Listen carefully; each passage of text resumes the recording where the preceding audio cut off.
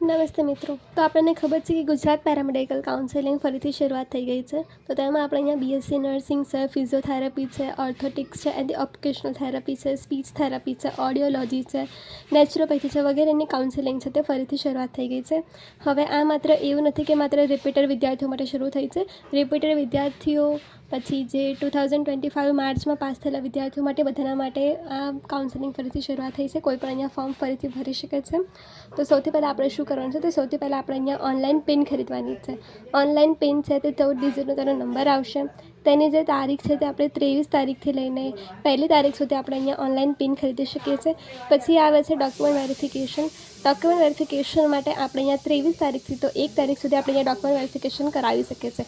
હવે ડોક્યુમેન્ટ વેરિફિકેશનમાં શું હોય છે? તો જે આપણે જે ડોક્યુમેન્ટ છે તે આપણે નજીકના હેલ્પ સેન્ટરે તો આપણે હેલ્પ સેન્ટર પર જઈને તે ડોક્યુમેન્ટ વેરિફિકેશન કરાવવાના હોય છે. ત્યારે આપણે અહીંયા જે રજિસ્ટ્રેશનની જે પ્રોસેસ છે તે કમ્પ્લીટ થાય છે. તેની પણ તારીખ છે તે 23 તારીખથી 1 તારીખની અંદર જ છે.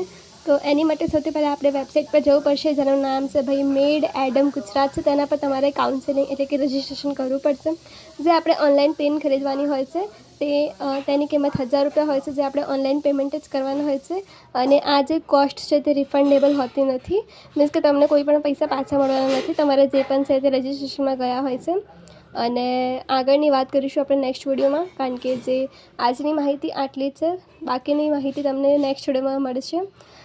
આગળ છે તે આપણે મેરિટ લિસ્ટની અને ઘણી બધી માહિતીની આગળ આપણે ચર્ચા કરીશું. તો મિત્રો, મને આશા છે કે તમને આ માહિતી સંપૂર્ણ લાગી હશે.